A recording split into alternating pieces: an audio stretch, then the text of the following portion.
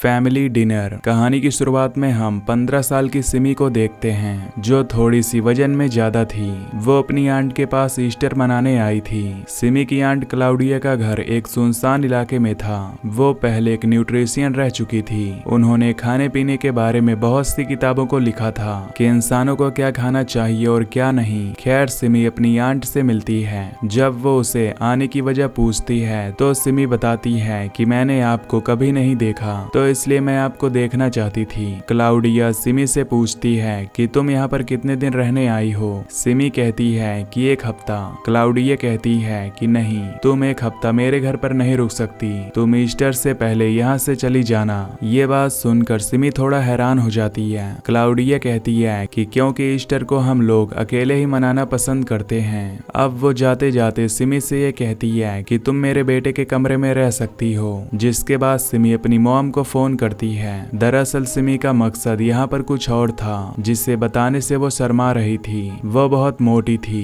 तो इसलिए वो अपनी आंट के पास कुछ ऐसी चीजों को सीखने आई थी जिससे कि वो एक आम लड़की की तरह खूबसूरत नजर आ सके। रात को जब ये सभी खाना खाते हैं तो यहाँ पर हमें क्लाउडिया का बेटा दिखाया जाता है जिसका नाम फिलिप था। दरअसल फिलिप के असली डैड मर चुके थे, जिसके बाद क्लाउडिया ने एक दूसरे आदमी से शादी कर ली जो इनके साथ ही रहा करता था। पर खाना खाते हुए सिमी ये बात नोटिस करती है कि क्लाउडिया का हस्बैंड उसके बेटे फिलिप को बिल्कुल पसंद नहीं करता। सिमी देखती है कि मेज पर सिर्फ फिलिप और वो खाना खा रहे हैं, जबकि क्लाउडिया और उसका हस्बैंड ऐसे ही बैठे थे।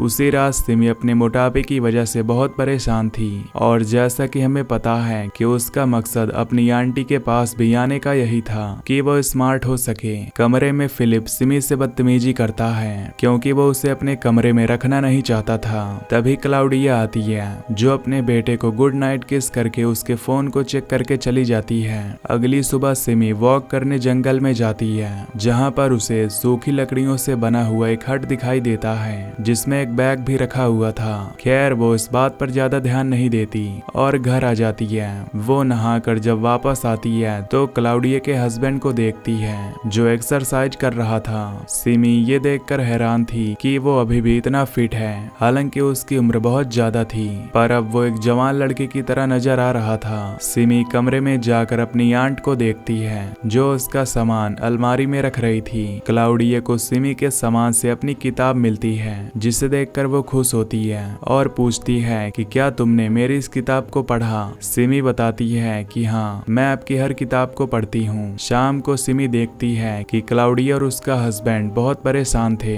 क्योंकि फिलिप कहीं पर चला गया था। वो पुलिस को कॉल भी करते हैं और फिर तीनों उसे ढूंढने निकल जाते हैं। जल्द ही फिलिप उन्हें पास वाले जंगल से मिल जाता है। क्लाउडिया अपने बेटे को देखकर बहुत खुश होती है। रात को क्लाउडिया सिमी से कहती है कि अगर तुम अपना वजन कम करना चाहती हो तो मैं तुम्हारी मदद कर सकती हूँ। डिनर रात के खाने में क्लाउडिया बहुत ही टेस्टी खाना बनाती है पर वो सिर्फ फिलिप को दे रही थी और सिमी से कहती है कि अगर तुम पतला होना चाहती हो तो तुम्हें अगले 4 दिन तक कुछ भी नहीं खाना। ये बात सुनकर सिमी थोड़ा हैरान थी क्योंकि वो इन सब चीजों के लिए तैयार नहीं थी। वो नहीं जानती थी कि इतनी जल्दी क्लाउडिया उसका खाना ऐसे बंद कर देगी। तभी वो ये भी नोटिस करती है कि फिलिप हमेशा डरा और सहमा हुआ रहता था। रात का बचा हुआ खाना जब सिमी फेंक रही थी तो उसका भी मन करता है कि वो थोड़ा सा खा ले, पर खुद पर काबू पा लेती है। रात को सोने से पहले क्लाउडिया उसका वजन भी चेक करती है। वो सिमी से कहती है कि मैं तुम्हारा रोज वजन चेक करूंगी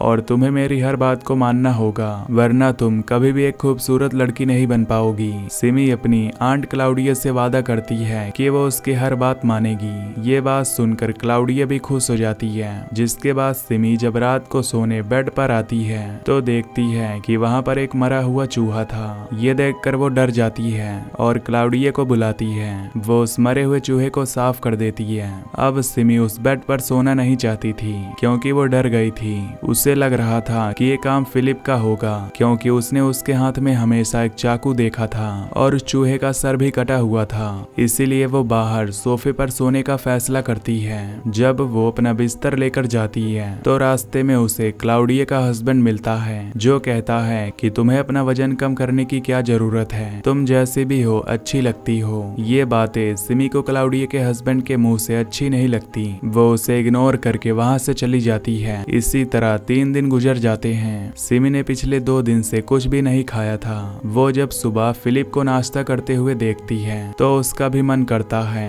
पर उसने क्लाउडिया से वादा किया था कि वो कुछ भी नहीं खाएगी। तभी क्लाउडिया सिमी को कमरे में बुलाती है क्योंकि उसे उसके बैग से चॉकलेट का रैपर मिला था। वो गुस्से में सिमी से कहती है कि तुमने हमारे वादों को तोड़ा है, जबकि मैं तुम्हारा वजन कम करने में मदद करना चाहती हूँ। सिमी कहती है कि नहीं, मैंने कुछ नहीं खाया, ये फिलिप ने रखा होगा। क्लाउडिया कहती है कि मैं तुम्हें एक और मौका देती हूँ, अगर इसके बाद तुमने कोई और गलती की तो मैं तुम्हें माफ नहीं करूंगी और फिर ना ही तुम्हारी कभी मदद करूंगी। जिसके बाद सिमी देखती है कि फिलिप को चोट लगी थी और क्लाउडिया उसे भाप दे रही थी। ऐसा लगता था कि जैसे उसकी आंख पर किसी ने मारा हो। पूछने पर क्लाउडिया बताती है कि फिलिप सीढ़ियों से गिर गया, पर सिमी को लग रहा था कि शायद क्लाउडिया का हस्बैंड फिलिप को मारता है। फिलिप भी शांत रहता था, इसलिए वो उससे भी कुछ नहीं पूछती। रात को खाना सिर्फ फिलिप ही खाता है। सिमी उसे बस देख रही थी। उसी रात क्लाउडिया सिमी को एक तावीज उसके गले में पहनाकर कहती है कि अगर तुम्हें भूख लगे तो तुम इस तावीज को चूम लेना, जिससे तुम्हें कभी भूख नहीं लगेगी। कमरे में बेड पर चूहे के मरने के बाद सिमी कभी भी कमरे में सोने नहीं गई थी। वो बाहर सोफे पर सोया करती थी। आज भी वो सोने की तैयारी कर रही थी तो क्लाउडिया उससे कहती है कि आज मुझे थोड़ा काम करना है, तो इसीलिए तुम अपने कमरे में जाकर सो जाओ। क्लाउडिया दरअसल एक किताब लिख रही थी। सिमी पूछती है क्या मैं आपकी किताब देख सकती हूँ? क्लाउडिया कहती है नहीं, इसे आम इंसान के समझने के बस की बात नहीं। सिमी अपने कमरे में आ जाती है। उसे भूख की वजह से नींद भी नहीं आ रही थी। वो उठती है और फ्रिज में जाकर खाना ढूंढने लगती है, पर फ्रिज बिल्कुल खाली था। तभी वहाँ पर क्लाउडिया का हस्बैंड आता है जो सिमी के साथ बदतमीजी कर रहा था। सिमी के हाथ में चाकू था जिससे वो उसे जख्मी कर देती है। तभी उसकी आंख खुल जाती है। इसका मतलब कि ये सिर्फ सिमी का एक सपना था। वो जागकर फ्रिज को खोलती है तो उसमें खाने पीने का सारा सामान मौजूद था। सुबह भी हो जाती है। हमेशा की तरह फिलिप अकेले खाना खाता है। यहाँ पर सिमी सोचती है कि वो अपना वजन कम करना चाहती है, इसलिए खाना नहीं खाती।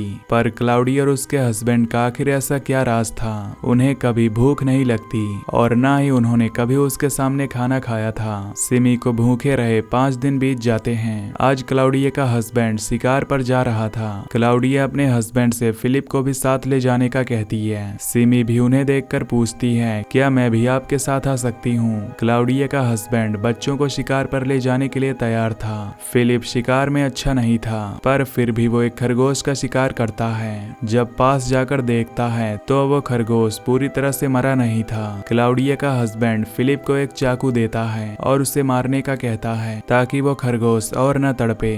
फिलिप बहुत घबरा रहा था। तभी सिमी उसके पास आती है और उस खरगोश को चाकू से मार देती है। घर आकर वो फिलिप से पूछती है कि तुम इतना डरे हुए क्यों रहते हो? क्या तुम्हारे डैड तुम्हें मारते हैं? फिलिप कहता है कि नहीं, उसे अपने डैड से नहीं बल्कि अपनी मॉम से डर लगता है। वो जरूर उसे नुकसान पहुंचाने की कोशिश कर रही हैं। सिमी कहती है कि तुम गलत सोच रहे हो, तुम्हारी मॉम एक अच्छी औरत है। फिलिप कहता है कि ये सिर्फ एक दिखावा है उनका अच्छा बनने का। सब बातें सुनकर सिमी क्लाउडिया के पास जाती है और पूछती है कि आखिर फिलिप उसके बारे में ऐसे गलत क्यों सोचता है। ये बातें सुनकर क्लाउडिया रोने लगती है। वो सिमी को बताती है कि उसके बेटे की दिमागी हालत ठीक नहीं है। वो घर से अक्सर भाग जाता है और अब तो पुलिस भी हमारी उसे ढूंढने में मदद नहीं करती क्योंकि वो कई बार भाग चुका है। इसीलिए वो मुझसे नफरत भी करता है। सारी बातें सुनकर सिमी क्लाउडिया को हौसला देती है और दोबारा से कमरे में सोने चली जाती है।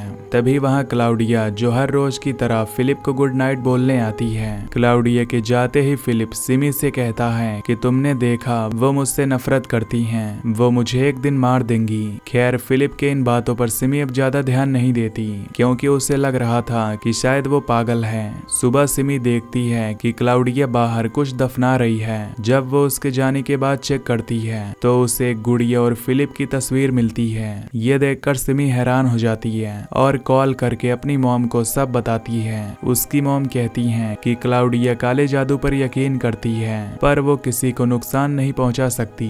तभी पीछे से क्लाउडिया भी आ जाती है। ये देखकर सिमी फोन को बंद कर देती है। सिमी के मन में अजीब अजीब ख्याल आ रहे थे, इसीलिए वो उस किताब को देखना चाहती थी जो हाल ही में क्लाउडिया लिख रही थी। जैसे ही वो वो उस किताब को देखती है तो डर जाती है, क्योंकि उस किताब में काले जादू और भूतों की ड्राइंग्स बनी हुई थी। उसमें ये भी लिखा था कि अपने बच्चों को कैसे खाया जाता है। ये सब देखकर सिमी अब यहाँ से जाना चाहती थी। एक दिन वो देखती है कि क्लाउडिया खाना खिलाते हुए फिलिप को मार रही है। सिमी को ये सब कुछ अजीब लग रहा था।